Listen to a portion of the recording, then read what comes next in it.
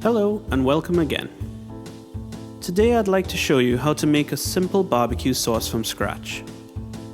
While there are many good brands out there that offer decent products, none can compare to the specific properties of a homemade sauce. Now I'd just like to say that there are some store-bought sauces I quite like. I usually use them when I'm pressed for time or just feeling lazy.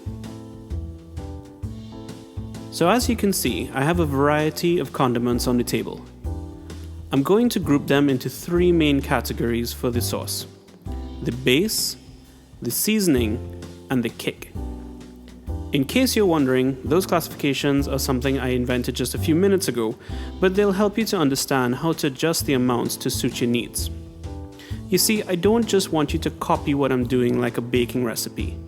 I prefer you to get more comfortable with the ingredients so you can understand what each one brings to the table. Firstly, the base. The sauce I'm most partial to is influenced mainly from Kansas City.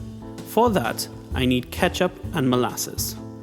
My favorite ketchup for any sort of cooking is Matouk's. It's sweeter and not as acidic as Heinz, and is a little closer to a tomato puree than traditional ketchup. If you can't get it where you live, then I'd suggest moving to Trinidad where we have lots. If not, then just use whatever you have and adapt it to suit. This will make up the major body of the sauce and gives it most of its color. Molasses, however, is what transforms this from a bowl of ketchup to a barbecue sauce. Just a tablespoon of this stuff immediately brings out that iconic barbecue flavor. So much so, you could easily do some decent grilling with this pair alone. The third part of the base is the sweet element. The two most common ingredients being brown sugar and honey. Each of these do slightly different things, but apart from adding sweetness, they more importantly help the sauce stick to whatever you're grilling. This is known as the glaze, and it's what separates store-bought sauces from homemade ones. Most commercial products have great difficulty properly binding to the meat, and they never really make a thick, consistent coating. Honey is the best at creating that stickiness, and though it's very expensive, a couple tablespoons make all the difference. It also gives a nice rich flavor. Brown sugar gives a slightly sharper, sweeter, candy-like flavor, and I typically reserve it for cooked sauces where I can ensure it dissolves properly. It also works very well with adding some whiskey if you're so inclined. If I'm making a lot of sauce for a large cook, then I typically use brown sugar to save my honey supply. Okay, now let's talk seasoning.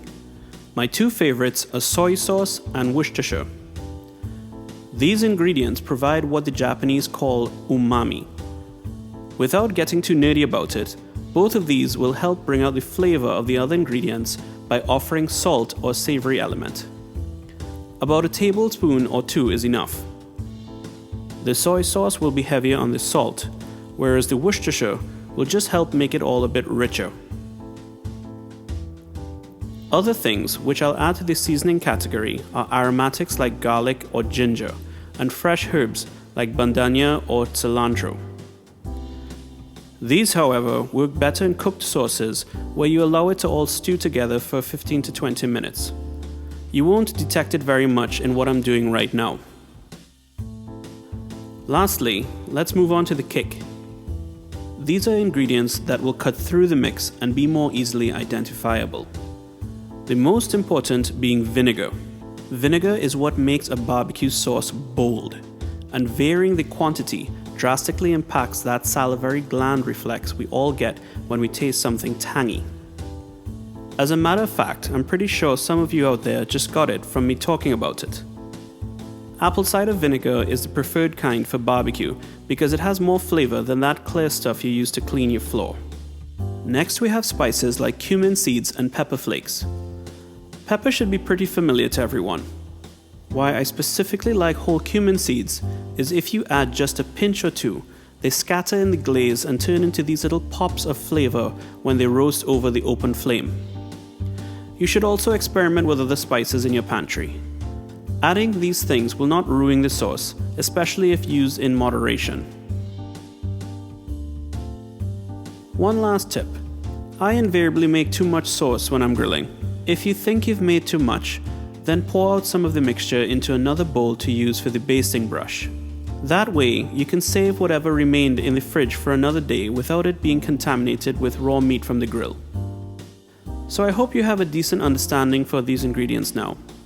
I guarantee that combining just a few of these things will give you a way better sauce than the vast majority of products available in the grocery. As for now, I can hear my coals crackling, so it's time for me to get cooking. Have a good night and keep safe.